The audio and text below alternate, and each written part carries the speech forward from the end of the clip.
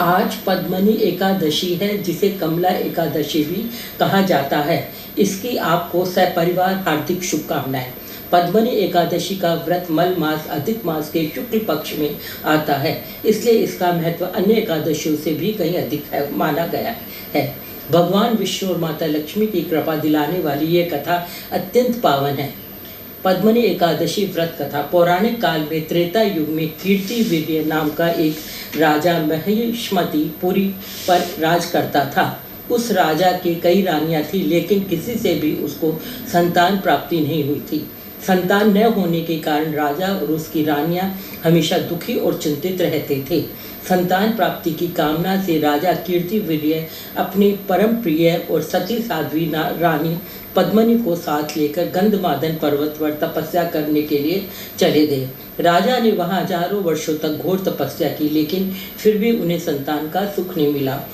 तब रानी पद्मनी ने सती अनसुया महर्षि अत्रि की पत्नी से उपाय पूछा।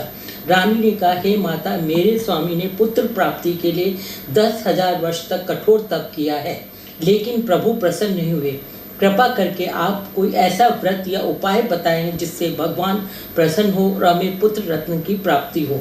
माता अनसुया ने रानी पद्मनी की व्याकुलता देखकर कहा कि मल मास अधिक मास में आने वाली शुक्ल पक्ष की एकादशी सब व्रतों में उत्तम है। इसका नाम पद्मनी एकादशी है। तुम और तुम्हारे पति यदि इस एकादशी का विधि विधान से व्रत और जागरण करेंगे तो भगवान पुरुषोत्तम अवश्य प्रसन्न होंगे। रानी पद्मनी ने माता अनसुया के कहे अनुसार मल मास के आते ही अत्यंत श्रद्धा पूर्वक पद्मनी एकादशी का निराहार व्रत रखा, रात्रि जागरण किया और भगवान विष्णु की पूजा की। रानी के इस उत्तम व्रत के प्रभाव से भगवान विष्णु प्रकट हुए। भगवान ने रानी की भक्ति से प्रसन्न होकर राजा कीर्तिवीर्य से वरदान मांगने को कहा। राजा ने वरदान मांगा, हे प्रभु, मुझे एक ऐसा पुत्र प्राप्त हो जो तीनों लोकों में सर्वशक्तिशाली हो, जिसे देवता, मनुष्य या असुर कोई भी नहीं जीत सके और जो केवल आपके हाथों ही पराजित हो। भगवान विष्णु ने तथास्तु कहा और अंतर्धान हो गए।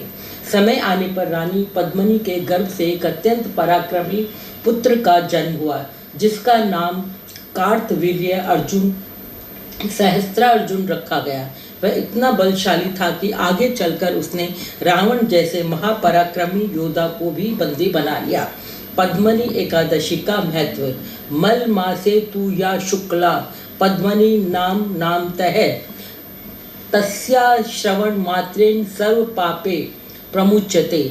भगवान श्री कृष्ण ने अर्जुन को इस व्रत का महत्व बताते हुए कहा कि जो मनुष्य पद्मनी एकादशी का व्रत रखता है उसे संसार के सभी सुख मिलते हैं और अंत में वह विष्णु लोक वैकुंठ को प्राप्त करता है। यह व्रत मनुष्य के सभी पापों का नाश करने वाला और संतान सुख देने वाला है। आज के दिन क्या करें? भगवान विष्णु और लक्ष्मी जी की पूजा। आज पीले फूल, फल और पंचामृत से भगवान को भोग लगाएं।